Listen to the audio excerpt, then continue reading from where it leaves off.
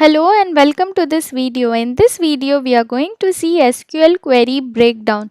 Along with SQL query breakdown, we are going to see how to bypass or how to perform SQL injection. The logic is going to be clear in this video how to an attacker perform SQL injection onto any particular application. So let's try to understand this query.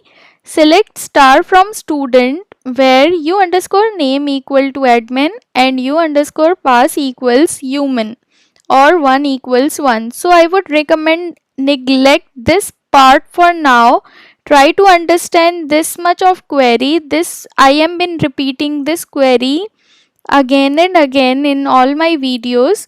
So this query means select all the details from student table where u underscore name column equals admin and u underscore password column equals human. That means fetch out all the details from the student table whose username is admin and password is human.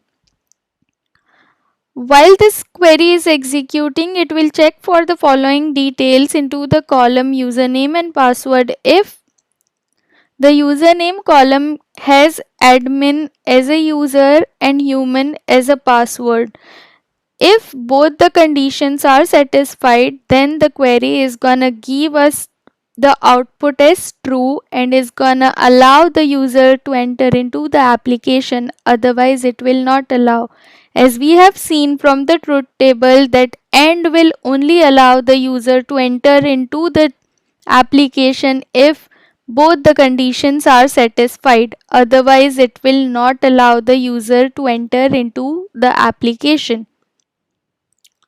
So being an attacker, what an attacker does is if he or she doesn't know the password, so at the place of password, the attacker is gonna put this as a payload, human single quote or 1 equals 1. What does this mean? Let's break down this query to further.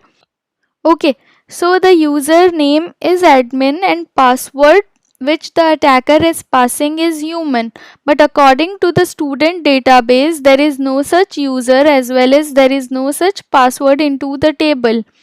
So username gives false and password also gives false, but at the place of password into the input field the attacker has inserted something else as well, which is or 1 equals 1.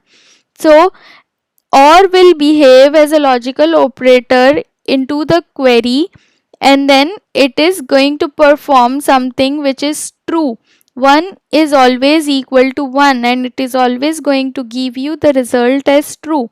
So this query will now become false and false, false and false becomes false, false or true becomes true according to the truth table. So this is how the attacker gets into the application without knowing the correct details of the user.